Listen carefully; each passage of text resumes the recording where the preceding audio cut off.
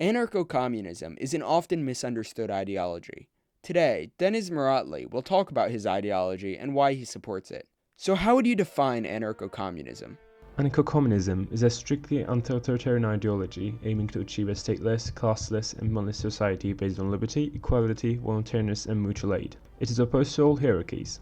As such, anarcho-communism fits the literal description of communism. We desire a direct transition into a communist society, whereas Marxist-Leninists want to maintain and use the state for an uncertain amount of time, suppress counter-revolution, and aid the transition to a communist society. Power is corruptive no matter the context for an anarcho-communist, and you cannot use oppression to even achieve freedom.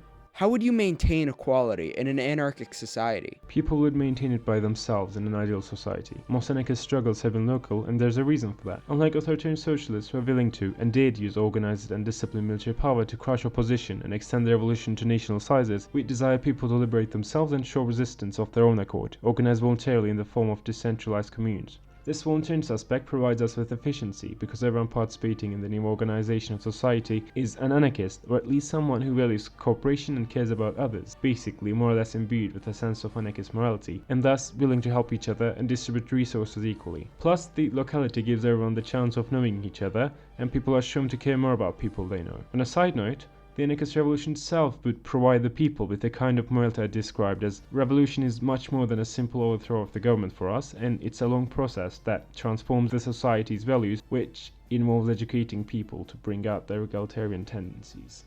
Are you worried about foreign invasions? Could a more organized force seize control of anarchist land? That's a critique frequently directed at us by state socialists, who think that anarchist revolutions cannot defend themselves and are thus doomed to failure. While it is true that anarchist movements that are weakly organized or lack popular support are vulnerable to regular armies, there is no reason to think that the militias an idealized society could recruit would be less efficient than a regular army. The difference between the two would be that a people's militia would be for self-defense purposes only, and lack superiors to be obeyed and inferiors to be ruled. They could still be trained and they could still design battle plans against invasions. Orwell, in his book Homage to Catalonia, describes the military structure of Trotskyist and anarchist militias, and they are seemingly effective, if not for the outdated guns they were using against fascists. It should also be pointed out that even though many Marxist-Leninists criticize anarchists on the ground that we cannot defend ourselves against the forces of the bourgeoisie or fascists, ironically enough, it's usually Marx-Leninists who betray anarchist revolutions. Anarchists were suppressed in the Free Territory by Bolsheviks, they were suppressed in the Spanish Revolution by Stalinists, and so on.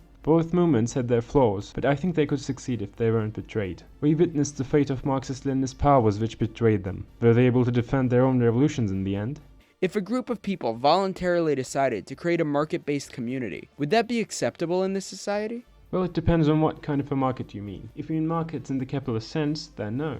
Capitalism relies on wage slaves, and no one would be stupid enough to give up having free access to humanitarian resources and voluntarily allow capitalists to exploit them. To be honest, I don't even think a capitalist opportunist would show up in a society that rewards mutual aid. If you mean markets in the mutualist sense, however, they would be acceptable. Some communes in the Free Territory of Ukraine were run with mutualist principles and had their own currencies, while others were run with communist principles. They were able to coexist. It would still be okay, as they wouldn't promote exploitation. However, with all due respect for my market socialist comrades, I personally don't see a reason why people would want to preserve markets in a truly free society with abundant resources. How would you achieve anarcho-communism? Honestly, no one knows. Anarchists promote spontaneous action, and almost all revolutions in the past were also spontaneous, so we can only imagine how that's going to be like. It would probably develop in a time full of revolutionary tension, during an economic depression, for example. People may revolt after the last straw, for example when a political leader tries to extend their power after committing a long list of crimes against the people. We have seen countless examples of these repeated throughout history. If you're asking about the means of the revolution, however, then it is relatively easier to answer. I believe it would be a combination of civil disobedience, presumably in the form of a general strike,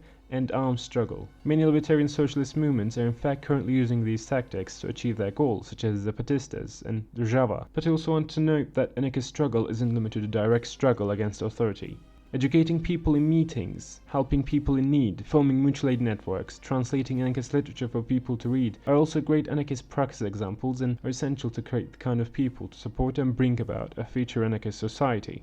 Once the society was established, is there a framework or any kind of idea of how it would function more specifically? Or would this be spontaneous as well? It would probably be spontaneous as well, which is why most anarchist writers try not to be pushy with their images of an ideal society. It is sufficient that they adhere to the basic anarchist principles. However, there are also some ideas set out by prominent anarchists. Peter Kropotkin, for example, in his famous book The Conquest of Bread, which is basically the Communist Manifesto of anarchists, describes in detail how an anarchist society would work like, and even does the maths to prove how immensely efficient it would be. There are different opinions regarding the decision-making mechanisms of an anarchist society, but a grassroots consensus democracy combined with some majoritarian direct democracy practices would probably be the norm. Some examples are also provided to us by the Spanish Revolution, the Free Territory, Zapatistas, Rojava, intentional communities, many volunteer organizations, and dual power structures throughout the world. What are your thoughts on criticisms from other anarchist varieties on the legitimacy of democracy? Do you believe it has the potential to stifle the rights and opinions of the minority? Yes, it has a potential, which is why I'm in favor of a consensus democracy. Everyone would have to agree on a decision for it to pass in a consensus democracy, meaning that even the minority opinion would have to be considered. But again, educating people with anarchist values is really important. Even a majoritarian democracy in a truly anarchist society wouldn't hurt as much as it can now. No one would even propose, let alone enforce, anything limiting homosexuals' freedom in such a society, for example.